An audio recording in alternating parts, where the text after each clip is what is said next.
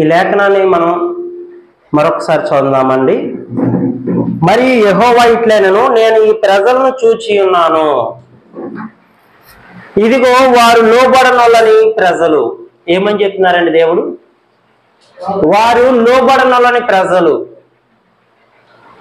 ఈ సందర్భం ఎక్కడిది అని చెప్పేసి మనం బైబిల్ పరిశుద్ధ గ్రంథాన్ని పరిశీలన చేసినట్లయితే ఏమండి, ఆ యొక్క ఐగుప్తు యొక్క చెరలో లేదా బానిసత్వంలో ఉన్నప్పుడు ప్రజలు దేవుణ్ణి మొరపెడుతున్నారు. మొరపెడుతున్నప్పుడు దేవుడు మోషేని ఒక నాయకుడిగా వారి మధ్య ఏర్పాటు చేసి ఏమండి ఐగుప్తు దేశంలో నుంచి వాళ్ళని తోడుకొని వస్తున్నారు. తోడుకొని వచ్చిన కొంతకాలం గడిచిన తర్వాత ఆ ప్రయాణం సాగుతున్నప్పుడు కొన్ని రోజుల్లో వారు ఏం చేస్తున్నారంటే, ఎప్పుడైతే మోషే దేవుని దగ్గర దేవుని యొక్క ఆజ్ఞలు, దేవుని యొక్క విధులు ప్రజలకు తెలియజేయడం కోసం ఆ సీనాయి పర్వతం మీదకి వెళ్ళి దేవునితో మాట్లాడుతున్నారో అప్పటికి చాలా దినాలు గడిచిపోయాయి గనక ఈ మోషే ఏమయ్యాడో మాకు తెలియదు. అహరోను, మా కొరకు ఒక దూడను తయారు చేయి, లేకపోతే మా కొరకు మా దేవుడు ఎవరో నువ్వు చూపించు అని చెప్పేసి అన్నప్పుడు అహరోను ఏమంటాడంటే, మీ అందరి దగ్గర ఉన్న బంగారం అంతా తీసుకొని రండి అని చెప్పి ఒక చిన్న కర్ర పట్టుకొని లేకపోతే ఏదో ఒక ఆకృతిని తయారు చేస్తాడు. అది ఏ ఆకృతి అంటే దూడ ఆకృతి. ఆకృతి తయారైపోయిన తర్వాత ఇదిగో ఈయనే ఆ యెహోవా అని చెప్పేసి వాళ్ళ ముందు పెట్టగానే వాళ్ళు ఏం చేస్తారంటే, అయితే ఇగో మాకు యెహోవా దేవుడు వచ్చేసాడు మా దగ్గరికి అని చెప్పి దూడని యెహోవాగా చేసుకుంటారండి. అంటే సృష్టికర్త అయిన దేవుని యొక్క స్థానాన్ని, సృష్టికర్త అయిన దేవుని యొక్క స్థానాన్ని ఎవరికి ఇస్తున్నారండి వాళ్ళు అంటే దూడకి ఇస్తున్నారు. అలా ఇచ్చి అక్కడ ఏం చేస్తారంటే తింటారు, తాగుతారు, నృత్యాలు చేస్తారు. ఇవన్నీ చేస్తున్న సందర్భంలో ఏమండి ఈ మొర, ఈ యొక్క వీళ్ళు చేసే ఆ కార్యక్రమం ఎక్కడికి వెళ్తుందంటే దేవుని దగ్గరికి చేరుకుంటది. దేవుని దగ్గరికి చేరుకునేటప్పుడు ఈ లేఖనంలో నుంచి దేవుడు మాట్లాడుతున్నాడు. ఏమనంటే ఇక్కడ చాలా స్పష్టంగా మాట్లాడుతున్నాడు. ఇదే నిర్గమకాండం 32వ అధ్యాయము 9వ వచనంలోని, మరియు యెహోవా ఇట్లనెను, నేను ఈ ప్రజలను చూచి ఉన్నాను, ఇదిగో వారు లోబడనొల్లని ప్రజలు, కావున నీవు ఊరకుండుము. నువ్వేం మాట్లాడక మోషే. ఇది చూసారా ఎంత బాగుందో ఈ వర్డ్. దేవుడు ఎవరితో చెప్తున్నారు? మోషే నువ్వేం మాట్లాడకు. ఈ వర్డ్ చాలా అద్భుతమైనదండి. దేవుడు జనరల్ గా మోషేతో మాట చెప్పాల్సిన అవసరం లేదు. నువ్వేం మాట్లాడకు మోషే అని చెప్పాల్సిన అవసరం లేదు. నేను వాళ్ళని అగ్నితో కాల్చేస్తున్నాను, నా కోపం వాళ్ళ మీద మండుకుంది అని చెప్పి వెంటనే ఆయన అగ్ని తీయాలి బయటికి. ఏమండి, కానీ మోషేకి ఒక విషయాన్ని చెప్తున్నారు, మోషే నేను వాళ్ళని కాలుస్తాను, నువ్వేం మాట్లాడకూడదు. ఈ సందర్భాన్ని బట్టి నేను ఒక మెసేజ్ ప్రిపేర్ చేశానండి, ఖాళీలో నిలుచుట అనే మెసేజ్ని. అయితే ఆ మెసేజ్ చెప్పడానికి మునుపు ఈ రోజు నేను ఇంకొక ప్రత్యేకమైన మెసేజ్ చెప్పాలని చెప్పేసి అనుకుంటున్నాను. కావున వారు ఊరకుండుము, నీవు ఊరకుండుము. మోషేతో దేవుడు అన్నాడు, నీవు ఊరకుండుము, నా కోపము వారి మీద మండును, నేను వారిని కాల్చివేసి నిన్ను గొప్ప జనాంగముగా చేసేదనని మోషేతో చెప్పగా వెంటనే మోషే ఏమనాలి? అయ్యా, మీ నిర్ణయమే నిర్ణయం అండి. మీరు అన్నీ తెలిసిన దేవుడు, సర్వము మీకు తెలుసు గనుక వారిని కాల్చేస్తే కాల్చేయండి, లేకపోతే ఏదో చేయండి, నేను వల్లగా ఉంటాను. తర్వాత నా దగ్గర నుంచి ఎలాగా మీరు గొప్ప జనాంగాన్ని పుట్టిస్తారంటున్నారు కనుక నేను దానికి ఎంతో ఆనందిస్తున్నాను, హర్షిస్తున్నాను అని మోషే అనాలి. కానీ మోషే తర్వాత మాట్లాడిన మాటల యొక్క విధానాన్ని చూసినప్పుడు ఏమండి మనకు ఆశ్చర్యం కలుగుతుంది. అయితే దానికన్నా ముందు దేవుడికి ఏం జరుగుతుందంటే కోపం వస్తుంది. ఎవరిని బట్టి? అక్కడ ఉన్న ప్రజలు వారు చేస్తున్న పనులను బట్టి.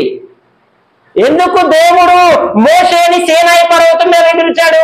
ఉత్తూరకనే పిలిచాడండి. సీనాయి పర్వతం మీదకి 40 దినాలు ఆహారం మీద ధ్యాస లేదు, నీరు మీద ధ్యాస లేదు. దేవుని దగ్గర కూర్చొని దేవుడు చెబుతున్న ప్రతి మాట చాలా జాగ్రత్తగా వింటున్నాడు మోషే.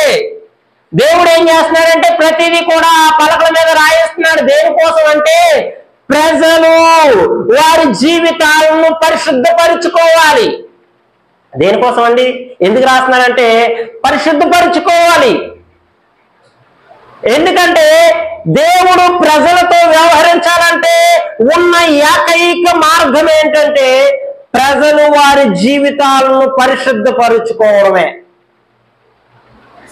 పరిశుద్ధత లేని ఏ వ్యక్తిని దేవుడు ఆయన దగ్గరికి రానివ్వడు. ఏ వ్యక్తి కూడా పరిశుద్ధత లేకుండా దేవుణ్ణి సమీపించలేడు అని బైబిల్ పరిశుద్ధ గ్రంథం అంతా తెలియజేస్తుంది. అసలు బైబిల్కి పరిశుద్ధ గ్రంథము అని పేరు ఎందుకు వచ్చిందంటే బైబిల్ మొత్తము పరిశుద్ధత గురించి మాత్రమే మాట్లాడుతుంది. హల్లెలూయా.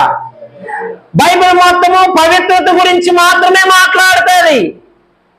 మనిషి దేవుణ్ణి చేరుకోవాలంటే ఉన్న ఏకైక మార్గం ఏంటి అంటే ఏంటమ్మా?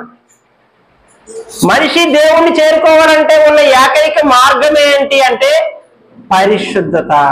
పరిశుద్ధత లేకుండా ఒక మనిషి దేవుణ్ణి చేరుకోగలడండి? అది జరగదు, ఇంపాసిబుల్. ఒకవేళ పరిశుద్ధుడైన మనిషి కూడా తన పరిశుద్ధతను కోల్పోతే ఏమండి అతని యొక్క స్థానం నుంచి కిందకి దిగజారిపోతాడు. తెలుసా మీకు? ఒకానొక సమయంలో లూసిఫర్ అనే ఒక వ్యక్తి, అంటే లూసిఫర్ గా పిలువబడుతున్న ఒక దేవదూత దేవుని సమీపంలో ఉండేది. లూసిఫర్ గా పిలువబడుతున్నప్పుడు ఆ వ్యక్తిలో ఎలాంటి ఏ లోపము మచ్చ ఏమి లేదు. చక్కగా దేవుణ్ణి ఆరాధించబడుతున్నాడు, దేవుణ్ణి ఆరాధిస్తున్నాడు. ఏమండి సంగీత వాయిద్యాలను వాయిస్తున్నాడు. ఏమండి దేవుణ్ణి స్తుతిస్తున్నాడు. దేవుని యొక్క ఇష్టాన్ని చిత్తాన్ని చేయడానికి అక్కడ నించున్నాడు. కానీ తన మనసులో గర్వపడి హెచ్చించుకొని దేవుని స్థానాన్ని తీసుకోవాలి అనే ఒక ఏమండి దేవుని వాక్య వ్యతిరేకం, అంటే దేవుని యొక్క మనసులో ఉన్న అభిప్రాయానికి వ్యతిరేకమైన అభిప్రాయం తన మనసులో ఎప్పుడైతే పుట్టిందో వాడు ఎక్కడి నుంచి తోయబడ్డాడండి? పరిశుద్ధమైన స్థలంలో నుంచి కిందకు వచ్చేశాడు. ఇంకొక వ్యక్తి, మీ అందరికీ సుపరిచితమైన వ్యక్తి, మొదటి ఆదాము. ఎవరండి? మొదటి ఆదాము. ఆదాములో ఏదైనా పాపంతో దేవుడు సృష్టించాడా అంటే దేవుడు తన పోలిక చొప్పున తన స్వరూపమందు ఆదామును చేసి, అంటే ఇంకా దేవునిలాగా, అంటే ఆదాము ఒక రకంగా చెప్పాలంటే చిన్న దేవుడు, దేవుని యొక్క కుమారుడు, దేవుని యొక్క పోలిక, దేవుని యొక్క స్వరూపము. దేవుడు మొదట ఆత్మ ఉన్నాడు గనక ఆదాము కూడా ఆత్మ పోలికలో ఆత్మ స్వరూపంలో తయారు చేయబడ్డాడు. అప్పుడు దేవుడు ఏం చేశాడంటే నేల నుంచి మట్టిని తీసుకొని మట్టికి ఒక ఆకృతిని తయారు చేసి ఆదాము ఆ మట్టిలో ప్రవేశపెట్టినప్పుడు ఆదాములో ఉన్న పరిశుద్ధత, ఆదాములో ఉన్న పవిత్రత ఏమండి ఇవన్నీ కూడా ఆ మట్టి దేహంలో నుంచి కనిపిస్తున్నాయి దేవునికి. ఇంకొక విషయం చెప్పాలంటే ఆదాము యొక్క దిగంబరత్వం కూడా కనిపించలేదు. కారణం ఏంటంటే ఆదాములో ఉన్న పవిత్రత, పరిశుద్ధత ఆదాము మీద ఏమండి ఒక శరీరపు, అంటే ఇప్పుడు ఈ శరీరం మీద ఏం వేసాను నేను? షర్ట్ వేసాను. ఆదాము మీద ఒక తొడుగు ఉండేది, ఒక కవచం ఉండేది. ఏంటా కవచం అంటే థియోఫిన్ బాడీ అంటారండి, అంటే వాక్యపు దేహం ఉండేది. ఆదాము యొక్క సిగ్గు కూడా కనిపించేది కాదు. ఆదాము యొక్క ప్రైవేట్ పార్ట్స్ ఏవి కూడా బయటికి కనిపించేవి కాదు. ఆదాము నిజం చెప్పాలంటే వెలుగు, ఒక వెలుగు లాంటి వ్యక్తి.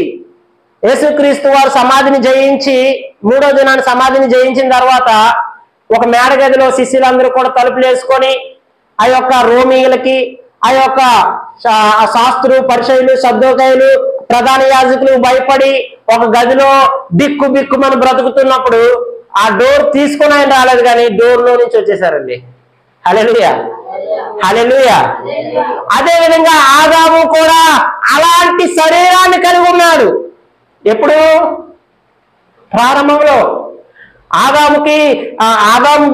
ఆదాము యొక్క ప్రైవేట్ పార్ట్స్ కనిపించడం కానీ, లేకపోతే ఈ మట్టి శరీరము, మరణము, సిగ్గు, ఇలాంటివి ఏమీ లేవు, భయము అలాంటివి ఏమీ లేవు. ఇవన్నీ ఎప్పుడు వచ్చాయంటే ఆదాముకు దేవుడు ఏదైతే ఒక క్రమాన్ని, నియమాన్ని చెప్పారో దాన్ని అతిక్రమించినప్పుడు, ఉల్లంఘించినప్పుడు, తన పవిత్రతను, పరిశుద్ధతను కోల్పోయిన తర్వాత ఆదాము ఎక్కడి నుంచి త్రోసివేయబడ్డాడంటే ఏదేను తోటలో నుంచి బయటికి త్రోసివేయబడ్డాడు.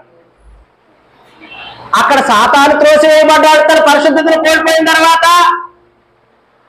ఇక్కడ ఆదాము తన పరిశుద్ధతను కోల్పోయిన తర్వాత బయటికి త్రోసివేయబడ్డాడు. అంటే ఒక వ్యక్తి పరిశుద్ధుడైనా పరిశుద్ధుల్లో పాపం ఉన్నట్లయితే దేవుణ్ణి సమీపించలేడు. ఈ యొక్క వాక్యం మీకు కావాలనుకున్నట్లయితే హెబ్రీయులు రాసిన పత్రిక 12వ అధ్యాయము 14వ వచనం వైపు మనం పరిశుద్ధ గ్రంథాలను తిప్పుదామండి. బేగ తీసిన వాళ్ళు చదవచ్చు కూడా. హెబ్రీయులు రాసిన పత్రిక 12వ అధ్యాయము 14వ వచనము చూడండి, చదువుతున్నాను. అందరితో సమాధానమును పరిశుద్ధతయు కలిగి ఉండుటకు ప్రయత్నించుడి. ఏమని చెప్తున్నారండి? అందరితో సమాధానమును పరిశుద్ధతయు కలిగి ఉండుటకు ప్రయత్నించుడి. పరిశుద్ధత లేకుండా ఎవడును ప్రభువును చూడడు. హల్లెలూయా. దేవుణ్ణి చూడాలంటే ఏంటుండాలని బైబిల్ పరిశుద్ధ గ్రంథం చెబుతుందంటే పరిశుద్ధత. మనము అంటే మన మూల పితరుడైన ఆదాము గాని ఏమండి ఆయన కోల్పోయిన పరిశుద్ధత ఏదైతే ఉందో, ఏదైతే మన పితరులు అబ్రహాము గారు, ఇస్సాకు గారు, యాకోబు గారు, అంతకు ముందు ఉన్న వాళ్ళు, తర్వాత ఉన్న ప్రవక్తలు, న్యాయాధిపతులు ప్రతి ఒక్కరూ కూడా సంపాదించుకోవాలని తమ జీవిత కాలం అంతా పోరాడారు. ఆ పరిశుద్ధతను సంపాదించుకోవడానికి మనం కూడా ఈ భూమి మీద ఏం చేయాలంటే పోరాటం చేయాలి. హల్లెలూయా. మనము కూడా పోరాడాలి. దేనికోసమయ్యా అంటే బైబిల్ చెప్తుంది నువ్వు ఆస్తులు సంపాదించుకోవడానికి పోరాడు అని చెబుతుందా? లేదు. లేకపోతే బంగారాన్ని సంపాదించుకోవడానికి పోరాడు అని చెబుతుందా? లేదు. లేకపోతే హైదరాబాద్ లో డూప్లెక్స్ బిల్డింగ్ సంపాదించుకోవడానికి పోరాడు అని చెప్తుందా? లేదు. అవన్నీ నీకు అవసరమైతే నువ్వు సంపాదించుకో, కానీ అది సంపాదించుకోకపోయినా నువ్వు సంపాదించుకోవాల్సింది భూమి మీద ఏంటయ్యా అంటే దేవుణ్ణి చేరుకోవాలంటే పరిశుద్ధత సంపాదించుకో. పరిశుద్ధత కోసం నువ్వు పోరాడు అని బైబిల్ చెబుతుంది. హల్లెలూయా. అయితే ఈ పరిశుద్ధత గురించి నేను ఈ రోజు మాట్లాడాలనుకుంటున్నాను. పరిశుద్ధత లేకుండా ఏ మనిషి కూడా దేవుణ్ణి సమీపించలేడు. అయితే ఈ పరిశుద్ధతని ఈ లోకంలో మనము చాలా విషయాల ద్వారా పోగొట్టుకుంటున్నాం. చాలా విషయాల ద్వారా మన పరిశుద్ధతను మనం ఏం చేసుకుంటున్నామంటే పాడు చేసుకుంటున్నాం. మనం పరిశుద్ధులుగా ఉండాల్సిన మనమే క్రైస్తవేతరుల గురించి పక్కన పెడితే క్రైస్తవులమైన మనం కూడా కొన్ని విషయాల్లో తప్పడడుగులు వేస్తున్నాం. కొన్ని తెలియక, కొన్ని తెలిసి. అన్ని తెలియక తప్పడడుగులు వేస్తామని నేను చెప్పనండి. కొన్ని తెలియక తప్పులు చేస్తున్నాం, కొన్ని తెలిసి కూడా. మరి తప్పుదలే మన బంధువులు ఏమనుకుంటారు, మన కుటుంబ సభ్యులు ఏమనుకుంటారు, ఇరుగు పొరుగు వారు ఏమనుకుంటారు, ఎవరు ఏమంటారు అని చెప్పి కొన్ని తప్పులు చేస్తున్నాం. అయితే ప్రాముఖ్యమైన విషయాలు నేను బైబిల్లో నుంచి వెతికినప్పుడు కొన్ని దొరికాయి. అవి మీ ముందు ఈరోజు పెట్టాలనుకున్నాను. మన పవిత్రతను పాడు చేసే కొన్ని ప్రాముఖ్యమైన విషయాలు ఏంటంటే ఏమండి, ఒకటి బైబిల్ చాలా స్పష్టంగా చెప్తుంది. ఇది ప్రధానమైనది కనుక మీ ముందు పెడుతున్నారు. ఒకటి పాపం, అనైతిక ప్రవర్తన. దేవుడి వైపు మనం ప్రయాణం చేయకుండా, దేవుడిని మనం చూడకుండా, దేవుడికి మనకి మధ్యలో ఒక తెరదించేది ఏంటి? పాపం, అనైతికత. అంటే నైతికత లేకపోవడం, నైతిక విలువలు లేకపోవడం, దానికన్నా ముందు పాపం. దీనికి సంబంధించిన లేఖనం మీకు కావాలంటే యెషయా రాసిన గ్రంథము 59వ అధ్యాయము 2వ వచనం.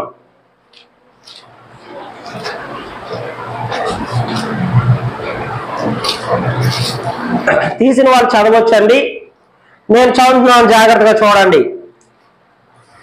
నీ పాపములు ఆయన ముఖమును నీకు మరుగుపరిచెను గనుక ఆయన ఆలకింపకున్నాడు.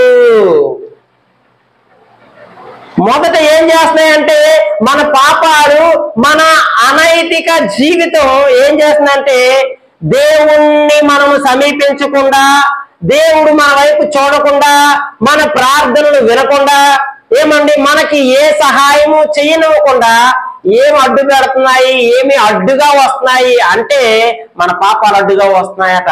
దేవుడు మనల్ని చూడనివ్వకుండా, దేవుడు మనల్ని పట్టించుకోనివ్వకుండా ఏమి అడ్డుగా నించున్నాయంటే మన పాపాలు, మన నైతిక విలువలు లేని జీవితం మధ్యలో నించుంది అని బైబిల్ పరిశుద్ధ గ్రంథం చెప్తుందండి. ఏ రోజైనా సరే మీరు ఒకటే జ్ఞాపకం ఉంచుకోండి, దేవుడు మమ్మల్ని పట్టించుకోలేదండి, దేవుడు మా మాట వినట్లేదండి, దేవుడికి మేము అవసరం లేదండి అని మీకు ఏ రోజైనా అనిపించినట్లయితే ఈ లేఖనం చెబుతుంది దేవుడికి నువ్వు అవసరమే. దేవుడు నిన్ను పట్టించుకోవాలనుకుంటున్నాడు, దేవుడు నిన్ను ముద్దు పెట్టుకోవాలి, కౌగిలించుకోవాలనుకుంటున్నాడు. కానీ నీ పాపం ఏం చేస్తుందంటే దేవుణ్ణి మధ్యకి రానివ్వకుండా అడ్డుపడుతుంది. కనుక మనం ఏం చేయాలంటే మన పాపపు జీవితాన్ని విడిచిపెట్టాలి, పాపపు జీవితాన్ని దేవుని దగ్గర ఒప్పుకొని సరిచేయాలి. దీనికి విరుగుడు ఏంటంటే పశ్చాత్తాపం. మనం ఎప్పుడైతే దేవునికి వ్యతిరేకంగా పాపం చేశామో ఏం చేయాలంటే ప్రభు అయిన యేసు క్రీస్తు వారి దగ్గర, ఏమండి కొందరు మెస్సయ్య అంటారు, కొందరు యాషువా అంటారు, మొత్తం మీద నువ్వు ప్రభువైన యేసుక్రీస్తు వారి పాదాల దగ్గర ఏం చేయాలంటే మోకరించి నీ జీవితాన్ని ఒప్పుకోవాలి, పశ్చాత్తాపడాలి. అయ్యా నన్ను క్షమించండి.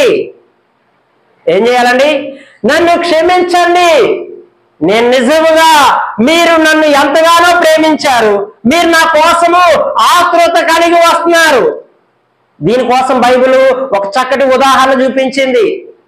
పెద్ద కుమారుడితో వాటా చిన్న కుమారుడు తీసుకొని దేశాంతరము పోయి తన ఆస్తిని అనేకమైన స్థలాల్లో విచ్చలవిడిగా అనేకమైన వ్యసనాలకు మొత్తం దారిపోసిన తర్వాత, అయ్యో నేను ఈ పందులు తినే ఆహారం తినగలనా, ఈ రైతు దగ్గర లేకపోతే ఈ పందులు మేపే వ్యక్తి దగ్గర నేను కావలిగా ఉండి ఇవన్నీ చేయగలనా, నా తండ్రి దగ్గరికి పోయి ఒక కూలివాడిగా ఉండాలి అనే ఆలోచనతో మళ్ళా తన తప్పు తాను తెలుసుకున్నప్పుడు, తాను ఎప్పుడైతే పశ్చాత్తాపానికి గురయ్యాడో వెనకకి మళ్ళీ తన తండ్రి దగ్గరికి వస్తున్నప్పుడు తండ్రి ఏం చేశాడంటే దూరం నుండి పరిగెట్టుకొని వెళ్ళి కౌగిలించుకున్నాడు. హల్లెలూయా. దేవుడు ఎప్పుడు కూడా నిన్ను కౌగిలించుకోవడానికి, నిన్ను పరిగెట్టుకోవచ్చు, ముద్దు పెట్టుకోవడానికి, నిన్ను తన కుమారుగా చేర్చుకొని తన యొక్క రాజ్యంలో వారసులుగా ఉంచుకోవడానికి ఆసక్తి కలిగిన దేవుడు, ఆయన నిన్ను ప్రేమించే దేవుడు. కానీ ఏం చేస్తాయంటే నువ్వు పశ్చాత్తాపడకుండా నాకు ఈ జీవితమే బాగుంది, ఈ లోకమే బాగుంది, ఈ పందులతో లేకపోతే లోకంలో ఉన్న ఆ యొక్క చెడు వ్యసనాలతో, ఏమండి చెడు అలవాట్లతో నేను కలిసి వెళ్ళిపోతాను, ఏమండి తాగుబోతులతో నేను తాగుతాను, వ్యభిచారం చేసే వాళ్ళతో నేను వ్యభిచారం చేస్తాను, ఏమండి ఆ ఇతరుల్ని చంపాలి, బాధ పెట్టాలి అనే ఆలోచన కలిగిన వ్యక్తులతో నేను కలిసి ప్రయాణం చేస్తాను అని నువ్వు నిత్యము వాళ్ళతో కలిసి తిరుగుతున్నంత వరకు దేవుణ్ణి వైపుకి రాలేడండి. కానీ ఏ రోజైతే నీ మనసులో, ఏమండి ఏ రోజైతే నీ మనసులో పాపం పట్ల ఒక అసహ్యత కలిగి నేను ఈ లోకముతో ఉండకూడదు, ఈ లోకములో ఉన్న వ్యసనాలు, అలవాట్లు, చెడు స్నేహాలు నాకు అవసరం లేదు అని నీకు పశ్చాత్తాపం కలుగుతాదో మరుక్షణము దేవుడు ఏం చేస్తాడంటే ఆయనే పరిగెట్టుకొని వచ్చి నేను హత్తుకుంటాడండి. హల్లెలూయా, హల్లెలూయా. నీకేం కావాలి నీ జీవితంలో అంటే పశ్చాత్తాపం కావాలి. చిన్నోడా ఏం కావాలి మనకి? పశ్చాత్తాపం కావాలి. హల్లెలూయా. ఏం కావాలండి? పశ్చాత్తాపం కావాలి. పశ్చాత్తాపం ఎప్పుడైతే మనలో ఏర్పడిందో దేవుడు మనల్ని సమీపిస్తాడు. అయితే పాపం మనలో ఉన్నదనుకోండి, దేవుడు మనల్ని సమీపించలేడు. ఇంకా మనము దేవునికి వ్యతిరేకముగా పవిత్రతను కోల్పోవడానికి ఇంకొక విషయం ఏంటంటే దేవుని స్థానము దేవునికి ఇవ్వకపోవడం. ఏంటండి? దేవుని స్థానము దేవునికి ఇవ్వకపోవడము. నిర్గమకాండంలో ఒక మాట రాయబడింది, నేను తప్ప నీకు వేరొక దేవుడు ఉండకూడదంటే. ఏమండి? ఆయన రోషం కలిగిన దేవుడు. మనమైనా సరే మా పాప వెళ్ళి ఎవరినో నాన్న నాన్న అని పిలిచిందనుకో, నాకేమవుతుందండి? కోపం వస్తుందా? లేకపోతే అమ్మ మంచి భలే పిలిచావే, దారంట పోయిన వాళ్ళందరినీ నాన్న నాన్న అని పిలని అంటానా అన్న? దేవుడు కూడా రోషము కలిగిన దేవుడు. ఆయన ఏమన్నాడంటే నేను తప్ప వేరొక దేవుడు నీకు ఉండకూడదు. ఎక్కడెక్కడంటే ఆకాశంలో గాని, భూమి మీద గాని, భూమి క్రిందన గాని దేనిని నువ్వు చేసుకోకూడదు, దేని ముందు సాగిలి పడకూడదు. ఈరోజు ఈ విషయంలో చిన్న కరప్షన్ మీకు చెప్తానండి. చాలా మంది అనుకుంటారు ఏదో విగ్రహం చేసుకొని దాని ముందు సాగిలి పడడం మాత్రమే అని అనుకుంటారండి.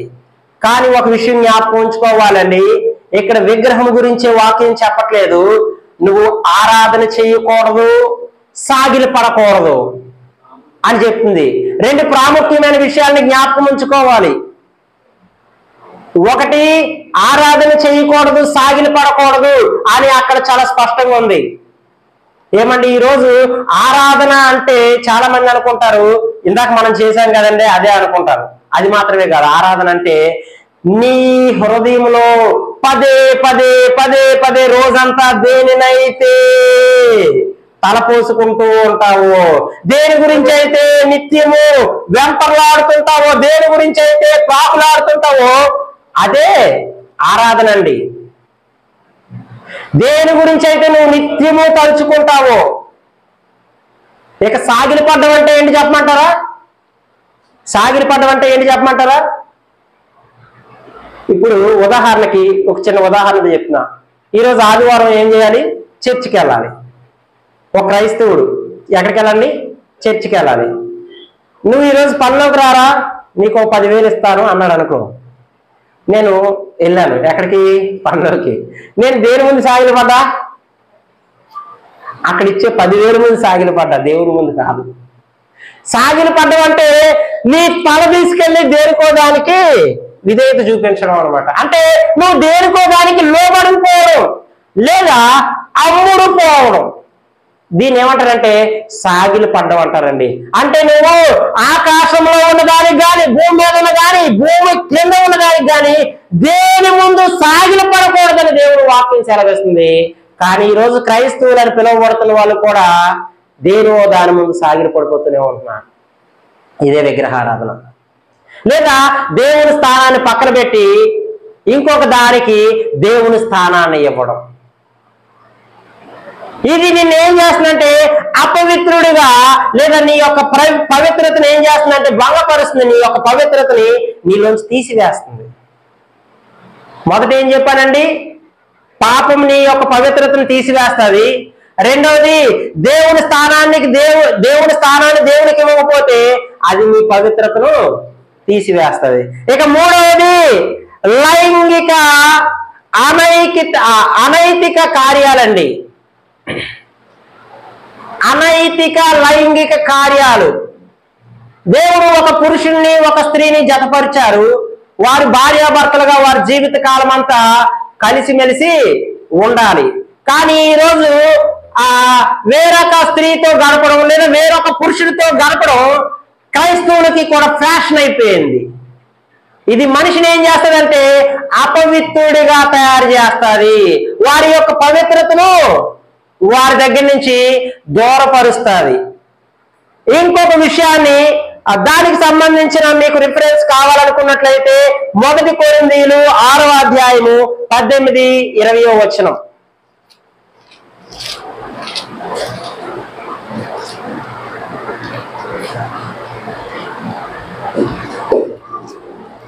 మొదటి కొరింథీయులు 6వ అధ్యాయం తీసిన వారు చదవచ్చు.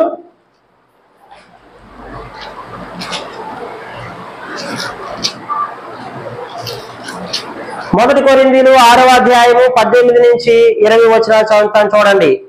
జారత్వమునకు దూరముగా పారిపోవుడి, మనుషులు చేయు ప్రతి పాపమును దేహమునకు వెలుపల ఉన్నది గాని జారత్వము చేయువాడు తన సొంత శరీరమునకు హానికరముగా పాపము చేయుచున్నాడు. దేనికి హానికరంగా పాపం చేస్తాడండి? జారత్వము.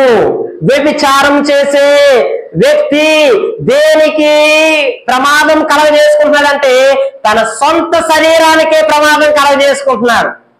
ఏంటి, ఈ భూమి మీద మనం చేసే కొన్ని తప్పులు ఏమండి ఆ శరీరాన్ని అపవిత్రపరిచే విధంగా ఉండకపోవచ్చు, కానీ జారత్వం ఏదైతే ఉందో, లైంగిక కార్యక్రమం ఏదైతే ఉందో అది నేరుగా మన శరీరం అంతటికి మాలిన్యాన్ని కలగజేస్తుంది.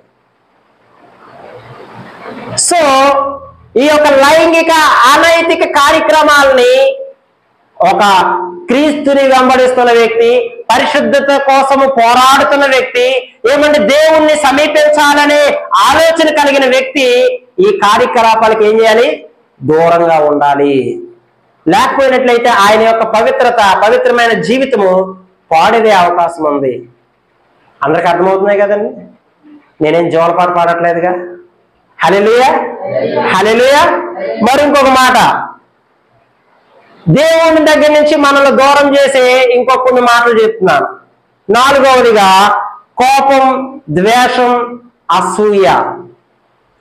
కోపం, ద్వేషం, అసూయ ఏం చేస్తాయంటే దేవుని దగ్గరికి మనల్ని చేరలేవు. ఎందుకంటే న్యూ టెస్టిమెంట్ లో ప్రభువైన యేసుక్రీస్తు వారు చాలా స్పష్టంగా చెప్తున్నారు, నీ సహోదరుడి మీద నువ్వు కోపపడకు. కోపపడినట్లయితే ఏమండి, కోపపడి ఆ వ్యక్తిని మనము చంపిన వాళ్ళం అవుతాము. కోపపడితే ఏం చేసిన వాళ్ళం అవుతామండి? చంపిన వాళ్ళం అవుతాము. ద్రోహి అనకు, ఏమండి ద్రోహి అనకు, వ్యర్థుడా అనకు, ఇంకా చాలా పదాలు అక్కడ చాలా స్పష్టంగా రాయబడి ఉంది. ఒకవేళ నువ్వు వ్యర్థుడా అంటే ఏమండి, దేవుని రాజ్యంలోకి ప్రవేశించడానికి అర్హతను కోల్పోతావు. వ్యర్థుడా అంటే ఏంటండి? పెంటను మనం ఏమంటాం? అర్థమైంది. చెత్త నువ్వు సమానమేరా అన్నాం అనుకో, ఏమిటి? వ్యర్థుడా అన్నట్టు. మనం నువ్వెందుకు పుట్టావో నీకే తెలియదురా అన్నడానికి కూడా లేదు మనం. ఎందుకంటే ప్రతి మనిషిని కూడా ఏదో ఒక కారణం చేత దేవుడి భూమి మీద పుట్టించాడు. ప్రతి మనిషి దగ్గర నుంచి మనం ఏదో నేర్చుకోవడానికి, ఒక వ్యక్తికి కాలేదో లోపం ఉందనుకోండి, ఆ వ్యక్తి దగ్గర నుంచి మనం ఒక విషయం నేర్చుకోవాలి. కాలు లోపం ఉన్న ఆ వ్యక్తి ఎంతో భయభక్తులతో దేవుని పట్ల విధేయత చూపించాలనుకోండి, మనమే నేర్చుకోవాలి. కాలు లోపం ఉన్న వ్యక్తి దేవునికి అంత విధేయత చూపిస్తే, మనకి 2 కాళ్ళు 2 చేతులు బాగా ఉన్నాయి కనుక ఇంకా ఏం చేయాలి? ఎక్కువ విధేయత చూపించాలి. హల్లెలూయా. మనం ప్రతిదీ నేర్చుకోవడానికి దేవుడు ప్రతిదాన్ని ఈ భూమి మీద నియమించాడు. హల్లెలూయా. గనుక మనం ఎవరికి కూడా నువ్వు ఎందుకు పనికిరాని వాడు అని పేరు పెట్టకూడదు.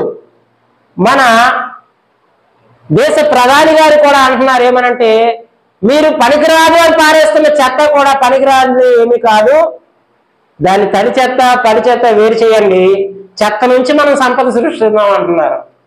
మనం దాన్ని చెత్త అనుకుంటున్నాం, ఆయన ఏమంటున్నారంటే అది సంపద అంటున్నారు. ఈ భూమి మీద పనికిరాంది ఏది లేదు, పనికిరాందిగా దేవుడు ఏది సృష్టించలేదు. మనం దాన్ని ఎలా వాడుతున్నామంటే వృధాగా, ఎందుకు నిష్ప్రయోజనంగా వాడుతున్నాం, మనం వాడుతున్నాం అంతే. దేవుడైతే దేన్ని పనికిరాందిగా సృష్టించలేదు. ఇంకొకటి దానికి సంబంధించిన రిఫరెన్స్ కావాలనుకుంటే ఎఫెసీయులకు రాసిన పత్రిక 4వ అధ్యాయము 31 నుంచి 32 దాకా మీరు చూడవచ్చు. ఎఫెసీయులకు రాసిన పత్రిక 4వ అధ్యాయము తీసిన వారు చదవచ్చు. 31 నుంచి 32. సమస్తమైన ద్వేషము, కోపము, క్రోధము, అల్లరి, దూషణ, సకలమైన దుష్టత్వము మీరు విసర్జించుడి. ఒకని ఎడల ఒకడు దయగలిగి కరుణాహృదయులై క్రీస్తునందు దేవుడు మిమ్మును క్షమించిన ప్రకారము మీరును ఒకరినొకరు క్షమించండి. మన ఏంటి ఉండకూడదండి? కోపము, క్రోధము, అల్లరి, దూషణ, సకలమైన దుష్టత్వము ఇవి మనలో ఉండకూడదు. చాలా మందికి కోపాలు చాలా ఎక్కువ. క్రోధం అంటే ఏంటండి? కోపము తారాస్థాయికి వెళ్ళిందనుకో ఏదో ఒకటి చేస్తుంటారు, దాన్ని క్రోధం అంటారండి. ఏమండి? అల్లరి కొన్ని దగ్గర మనం చూస్తూ ఉంటాం, ఒట్టోరకనే ప్రతి దాని గురించి పెద్ద పెద్ద నోళ్ళు పెట్టుకుని అరుస్తూ ఉంటుంటారు. ఏమండి?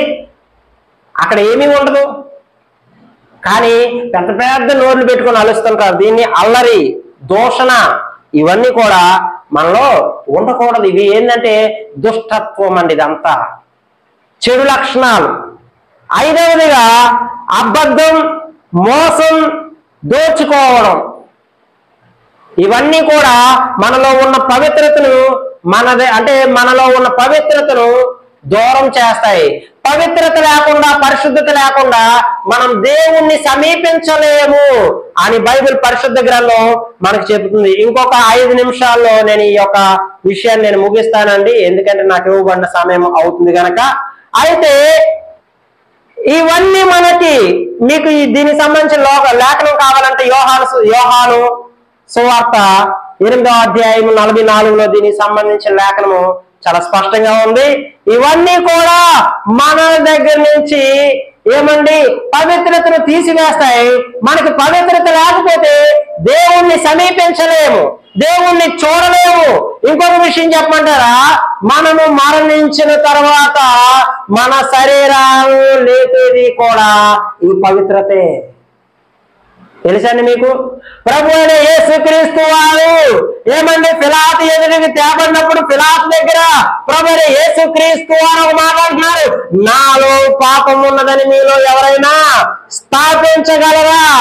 ఆయన జీవితము కలంకము గాని, మచ్చ గాని, ముడత గాని, డాగు గాని, పాపము గాని ఏదీ లేదు కనుక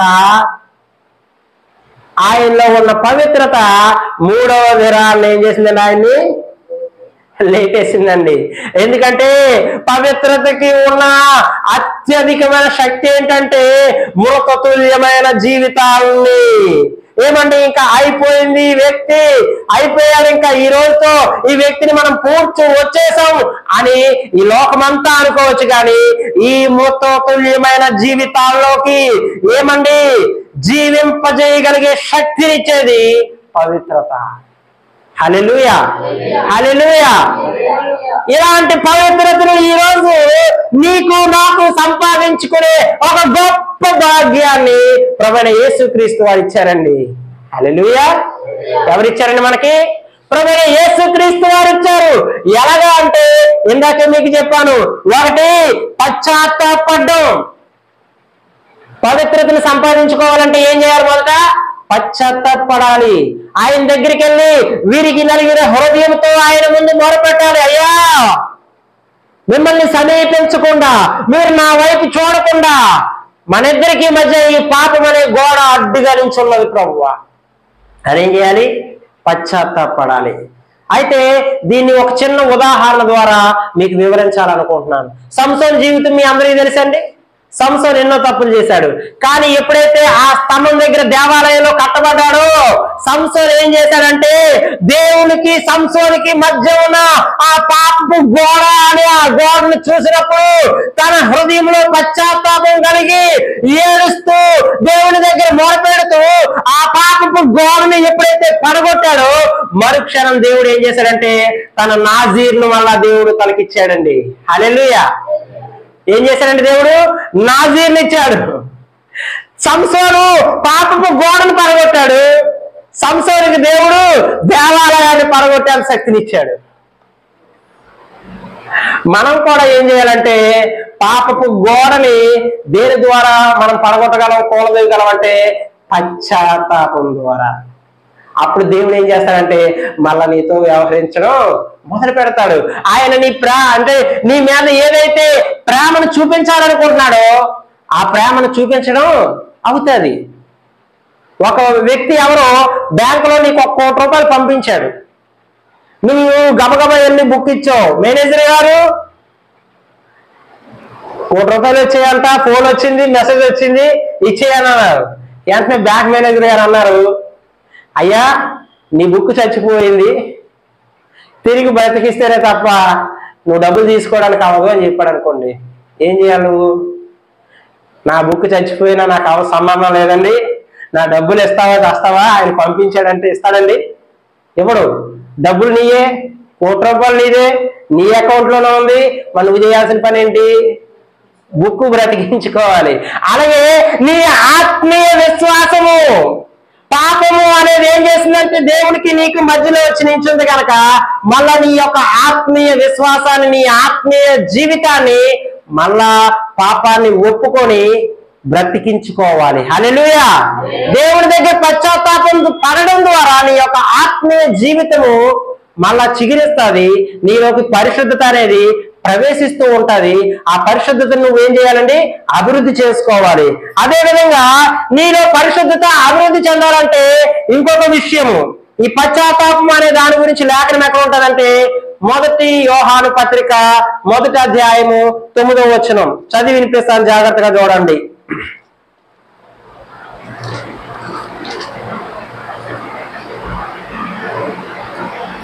ఇవి ఎవనికి లేకపోవనో వాడు తన పూర్వకారములకు, ఇవి ఎవనికి లేకపోవనో వాడు తన పూర్వ పాపములకు శుద్ధి కలిగిన సంగతి మరిచిపోయి గుడ్డివాడును దూరదృష్టి లేనివాడును అగును. అందువలన సహోదరులారా, మీ పిలుపును ఏర్పాటును నిశ్చయము చేసుకున్నట్టుకు మరి జాగ్రత్త పడుడి అని రాయబడి ఉందండి. తర్వాత వాక్య ధ్యానం, ప్రార్థన. మన జీవితంలో పరిశుద్ధత అనేది అభివృద్ధి జరగాలంటే ఉండాల్సిన 2వ లక్షణం ఏంటంటే వాక్య ధ్యానం, ప్రార్థన. ప్రార్థన ఎలా చేయాలి? మనమంతా ఎలా చేస్తాం? నాకు తెలిసి ప్రార్థన విషయంలో అమ్మని చూసి కూడా మనం కొద్దిగా నేర్చుకోవాలి. నైట్ 12 గంటల దాకా తెలిగేసి ఉండి ప్రార్థన చేసుకొని పడుకుంటారు.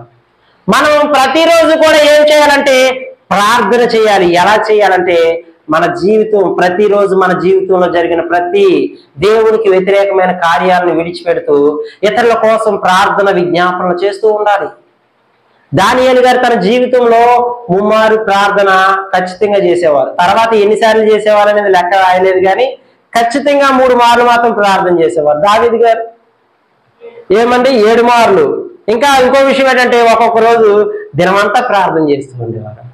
ఆయన అనేవారు, నేను ప్రార్థన చేస్తూ ఉంటే నా పరుపు తేలి వెళ్ళిపోతామేమో, నాకన్నింటి ద్వారా నా పరుపు తేలి వెళ్ళిపోతుందేమో అని తెలియనంతగా ప్రార్థన చేసేవారు. మరి మనం ఏం చేస్తాం?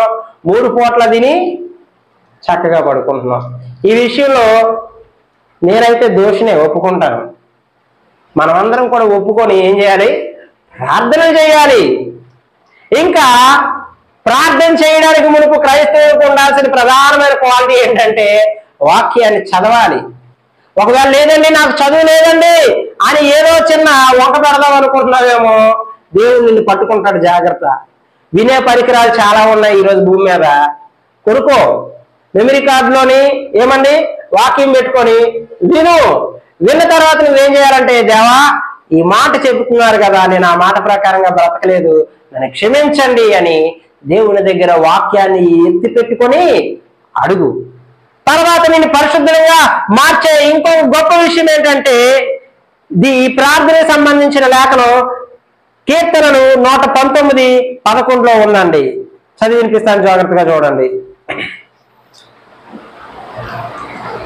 కీర్తనలు 119:11 అక్కడ ఈ విధంగా ఉంటది, నీ ఎదుట నేను పాపము చేయకున్నట్లు నా హృదయములో నీ వాక్యము ఉంచుకొని ఉన్నాను. వాక్యాన్ని ఉంచుకోవడం ద్వారా ఏం చేస్తామండి? దేవుని ఎదుట పాపము చేయకుండా ఉండగలుగుతాం. వాక్యం మన హృదయంలో లేదనుకోండి, మనం ఏం చేస్తాం? మనం ఏం చేస్తే అదే మనం కరెక్ట్ అనుకుంటాం. అందులో ఎన్నో మిస్టేక్స్ ఉంటాయి. దేవుని వాక్యం సెలవిస్తుంది కదా, మీరు విస్తారంగా మాట్లాడారనుకోండి, మీరు అనుకుంటారు నేను ఏ తప్పు మాట్లాడలేదు అనుకోని ఆ మాటల్లో బోల్డ్ లోపాలు పట్టుకునే అవకాశం ఉంటుంది. అలాగే వాక్యం మనలో లేకపోతే మనం ఏం చేసినా అది కరెక్ట్ అనుకుంటాం, కానీ అది వాక్యానికి వ్యతిరేకంగా మనల్ని నడిపిస్తుంది. ఇంకొక విషయం ఏంటంటే సంఘ సహవాసం ఉండాలి మనలో. ఏంటి ఉండాలండి? సంఘ సహవాసము. ఆదివారం ప్రార్థన అనగానే ఎవడెళ్తాడులే, అక్కడ ఏముంటుందిలే అనేటట్టు ఉండకూడదు. కొన్ని మాటలు చెబుతారు, అవి నా జీవితంలోని నేను భద్రపరుచుకోవాలి, నా జీవితకాలం అంతా దాన్ని అనుసరించాలి అనే ఉద్దేశం మనం కలిగి ఆతృతతో పరిగెట్టుకు రావాలి. ఒకవేళ ఇంటి దగ్గర ఎక్కడైనా ఎవరైనా ప్రార్థన పెట్టుకున్నారనుకోండి, అమ్మ మీరు ప్రార్థనకి రండి అని చెప్పి ఆ సంఘంలో ఎవరైనా పిలిస్తే, నాకు ఈ పని ఉంది, ఆ పని ఉంది, వాళ్ళు అక్కడికి వెళ్ళాలి ఇక్కడికి వెళ్ళాలి అనేది మనం పక్కన పెట్టి మనం అక్కడికి వెళ్ళాలి. ఎందుకు వెళ్ళాలి ప్రార్థనకి అంటే, అక్కడ దేవుని గురించి కొన్ని మాటలు చెబుతారు కనుక ఆ మాటలు మనల్ని ఏం చేస్తాయి? మన హృదయాలని దేవుళ్ళు బలపరుస్తాయి. హల్లెలూయా. అందుకోసమే ఆదిమ అపోస్తులు ఏం చేశారంటే, దినదినము మానక కూడుకొనుచు రొట్టె విరిచుచు దేవునికి కృతజ్ఞతాస్తుతులు చెల్లించేవారని రాయబడి ఉంది అపోస్తుల కార్యంలో. దినదినము వాళ్ళు ఏం చేసేవారంటే సహవాసంగా ఉండేవారు. వాళ్ళు ఏం చేసేవారంటే ఒకరింటికి వెళ్ళారనుకోండి, అక్కడ ఆహారాన్ని సిద్ధపరిచేవాళ్ళు, వాళ్ళందరూ కలిసి తినేవారు, దేవుని స్తుతించుకునేవారు. ఇది ఒక చక్కటి క్రమము. మనం కూడా దాన్ని ఆచరించాలి. హల్లెలూయా. అదే విధంగా దీనికి సంబంధించిన లేఖనము హెబ్రీయుల పత్రిక 10వ అధ్యాయం 24వ వచనం 25వ వచనంలో చాలా స్పష్టంగా ఉంది.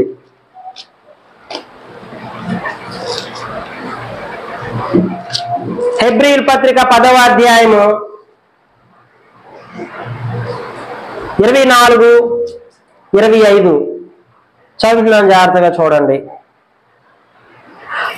కొందరు మానుకొనుచున్నట్లుగా సమాజముగా కూడట మానక ఒకరినొకడు హెచ్చరించుచు ఆ దినము సమీపించుట మీరు చూచిన కొలది మరి ఎక్కువగా అలాగూ చేయుచు ప్రేమ చూపుటకు సత్కార్యములు చేయుటకు ఒకరినొకడు పురుకొల్పుకొనవలనని ఆలోచింతుము. ఏం చేయమనుందండి? మానుకొనకుండా చూసుకోనండి. ఎలా అంటే ఏది మానుకోకుండా చూసుకోవాలి? సమాజముగా కూడుట మానక. మనం ఏం చేయాలి? ఒక సమాజముగా కూడుకోవాలి. మనమందరమే దేవుని ప్రజలు, మనమంతా కూడా ఒక సమాజము. ఒక దగ్గర మనం ఏం చేయాలి? కూడుకోవాలి. హల్లెలూయా. సహవాసం అనేది మనకి చాలా అవసరము. అది ఏం చేస్తుందంటే మన తప్పుల్ని దిద్దుతూ ఉంటది. ఎప్పుడైనా దీనికి ఒక ఉదాహరణ చెప్పనివ్వండి. ఒక బొగ్గులు పొయ్యి ఉంది, కొన్ని బొగ్గులు పడేసాం. ఏమండి? పొడి బొగ్గులు, తడి బొగ్గులే అనుకోండి, తడి బొగ్గులు బాగా ముద్దయిపోయిన బొగ్గు అనుకోండి, కాలుతున్న బొగ్గుల మధ్య తడి బొగ్గులు పడేసాం అనుకోండి, కొంత సమయానికి అది కూడా కాలడం మొదలు పెడుతుంది, దాంట్లోంచి కూడా మంట రావడం మొదలు పెడుతుంది. హల్లెలూయా.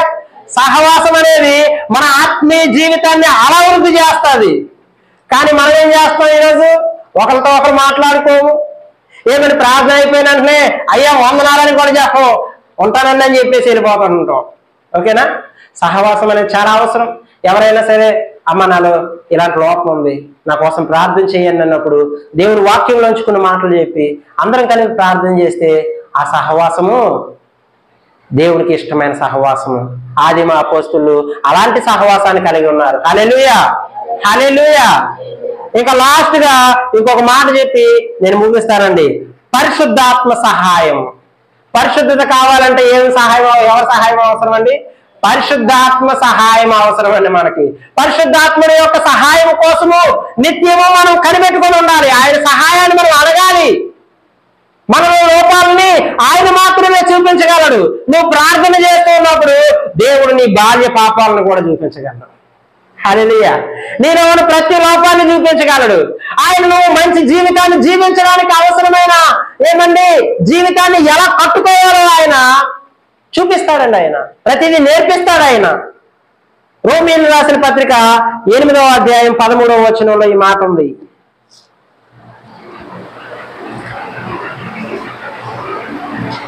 మీరు శరీరానుసారముగా ప్రవర్తించిన ఎడల చావవలసిన వారై ఉందురు గాని ఆత్మ చేత శరీర క్రియలను చంపిని అలా జీవించెదరు. ఆత్మ చేత మనం ఏం చేయాలి? శరీర క్రియల్ని చంపుకోవాలి. దేవుని ఆత్మ చేత ఎందరూ నడిపింపబడుదురో వారందరూ దేవుని కుమారులై ఉందురు. హల్లెలూయా. మనం ఏం చేయాలంటే దేవుని ఆత్మ చేత నడిపించబడాలి. అప్పుడు మనం దేవుని పిల్లలము. దేవుని దగ్గరికి చేరుకుంటాము. దేవుడికి ఇష్టం లేని కార్యాలు ఏంటయ్యా అంటే ఇక్కడ అంటే మన దేవునికి ఇష్టం లేనివి, దేవుడి దగ్గర నుంచి మనకి దూరం పరిచేవి ఏమంటే దేవుని సింహాసనం దగ్గరికి మనల్ని ఎలకుండా నడబట్టుకొని బయటకు తోసే ఏంటంటే, ఒకటి పాపము, అనైతిక ప్రవర్తన. 2 దేవుని స్థానాన్ని దేవునికి ఇవ్వకపోవడం. 3 లైంగిక అనైతిక కార్యాలు. 4 కోపము, ద్వేషము, అసూయ. 5 అబద్ధము, మోసము, దోచుకోవడము. ఇలాంటి కార్యాలు అనేకమైన ఉన్నాయి. ఇవన్నీ మనల్ని దేవుడి దగ్గర నుంచి మెడబట్టుకొని బయటికి నెత్తాయి. అయితే దేవుడి దగ్గరికి మనల్ని పూల సింహాసనం మీద తీసుకెళ్ళే ఏంటంటే, 1 పశ్చాత్తాపడే జీవితం లేదా ఇరిగి నలిగిన హృదయం. 2వది ఏమండి? వాక్య ధ్యానం, ప్రార్థనా జీవితం. 3వది దైవికమైన ప్రజలతో సహవాసం. ఎవరితో అండి? దైవికమైన ప్రజలు. ఎవరు పడితే వాడితో కాదు. తాగునోడితో నువ్వు సహవాసం చేసావనుకో, రేపు నుంచి ఆడు కోటర్ వేస్తే నువ్వు 2 కోటర్లు వేస్తావు. అది కాదు. దైవికమైన ప్రజలతో సహవాసం చేయాలి. ఇక 4వది పరిశుద్ధాత్మ సహాయం పొందుకోవాలి. ఇలా జీవితాలను మార్చుకునే వాళ్ళు, దేవునికి ఇష్టంగా బ్రతికిన వాళ్ళు చాలా మంది ఉన్నారు. ఉదాహరణకి జక్కయ్య దేవుణ్ణి ఇలా కలవగానే తన పాప జీవితాన్ని విడిచిపెట్టుకున్నాడు. దేవుని యొక్క బోధలో ఎదిగాడు. ఏమండి? అపోస్తలులతో సహవాసం కలిగి ఉన్నాడు. దేవుని సహాయాన్ని పొందుకున్నాడు. పరిశుద్ధాత్మ దేవుడు ఆ సహాయాన్ని పొందుకున్న మరుక్షణమే యేసుక్రీస్తు వారు ఇతను నిజంగా అబ్రహాము కుమారుడు అన్నారు. ఏమండి? బైబిల్ గ్రంథంలో హేరోదు ఉన్నాడు. హేరోదు మీ అందరికీ తెలుసు కదా. దేవుని ప్రజలు కాకుండా పరాయి దేశంలో స్త్రీని తెచ్చుకున్నాడు. ఆమె దేవునితో సంబంధం లేని స్త్రీ. ఆమె చాలా దేవునికి వ్యతిరేకమైన కార్యాలు చేసింది, అసహ్యమైన కార్యాలు చేసింది. ఏమండి? ఎన్నో దొంగతనాలు చేశారు. నేను చెప్పాలంటే తన యొక్క తోటి ఇజ్రాయేలీయుడు, తోటి జనాంగం యొక్క భూమిని లాక్కున్నాడు. నాబోతు యొక్క ద్రాక్ష తోటను లాక్కున్నాడు. ఇలాంటివి ఎన్నో పనులు చేశాడు. ఏం చేశాడండి? చంపబడ్డాడు. కుక్కలు ఏం చేశాయి? రక్తాన్ని నాకాయి. మన జీవితం అలాంటి జీవితంలో మారిపోకూడదు. హేరోదు జీవితం చూసాం కదండి. హేరోదు ఏం చేశాడండి? దేవుణ్ణి చంపాలని చెప్పి 2 సంవత్సరాల వయసు పిల్లలందరినీ చంపుకొచ్చేశాడు. తనే రాజుగా నించోవాలని చెప్పేసి, ఎప్పటికీ నేనే రాజుగా ఉండాలని చెప్పి తన సొంత కుమారుని కూడా చంపేశాడు. ఏమండి? ఇంకేం చేశాడండి? గర్వించాడు హృదయంలో. ఒకనొక సమయంలో సింహాసనం మీద కూర్చొని మాట్లాడుతున్నప్పుడు ప్రజలు అన్నారు, అయ్యా ఇవన్నీ దేవుడి మాటల్లాగా ఉన్నాయంటే దేవుడికి కృతజ్ఞత చెల్లించలేదు. ఏమండి? ఇంకా ఏం చేశాడండి? తన తమ్ముడు భార్యను ఉంచుకున్నాడు. హేరోదు చెప్పాడు, అయ్యా తప్పయ్యా అని చెప్తే చెరసాల్లో పెట్టాడు. తన భార్య యొక్క కుమార్తె ఆ తలకాయ కావాలని చెప్పినప్పుడు యోహాను అయిన పరిశుద్ధుడి యొక్క తలని నరికించేశాడు. ఏం చేశాడంటే చివరికి ఎలా తెచ్చాడు? పురుగులు పడి చనిపోయాడు. మనం కూడా మన ఆత్మీయ జీవితాన్ని కట్టుకోవాలి తప్ప పాడు చేసుకోకూడదు. పరిశుద్ధతను సంపాదించుకోవాలి తప్ప అపవిత్రులుగా మారకూడదు. పరిశుద్ధత నుంచి దూరంగా వెళ్ళిపోకూడదు. పరిశుద్ధత లేకుండా నువ్వు దేవుని సింహాసనాన్ని ముట్టుకోలేవు, దేవుని దగ్గరికి సమీపించలేవు. నేను ఇవన్నీ చెప్పను కానీ లేఖనాలు చెప్పేస్తాను, రాసుకోండి. లేవి కాండము 19వ అధ్యాయము 2వ వచనంలో ఈ మాట ఉంది. పరిశుద్ధత లేనివాడు, దేవుడు పరిశుద్ధుడు కనుక మనం కూడా పరిశుద్ధంగా ఉండాలి, లేకపోతే దేవుని సమీపించలేమని చెప్పేసి అక్కడ రాయబడి ఉంది. అదేవిధంగా 1 పేతురు 1వ అధ్యాయం 16వ వచనంలో ఈ మాటలు ఉన్నాయి. అదేవిధంగా 1 దెస్సలోనీయులకు రాసిన పత్రిక 4వ అధ్యాయం 3వ వచనంలో ఈ మాటలు ఉన్నాయి. అదేవిధంగా హెబ్రీలు రాసిన పత్రిక 12వ అధ్యాయం 14వ వచనంలో కూడా ఈ మాటలు ఉన్నాయి. మీరు ఇంటికి వెళ్ళి చదువుకోండి, చాలా ఎక్కువ సమయం అయింది. ఎనీహౌ ఈ మాటలన్నీ ఓపికగా విని ఏమండి దేవుని యొక్క వాక్యానికి మొదటి స్థానం ఇచ్చినందుకు మీ అందరికీ నా హృదయపూర్వక ధన్యవాదాలు. దేవుడు ఈ మాటలు మన హృదయంలో మన జీవితాల్లో ఫలించి ఆస్వాదించిన గాక. ఈ సమయాన్ని మళ్ళా అమ్మగారికి అప్పచెప్తున్నాను. Thank you for giving this opportunity.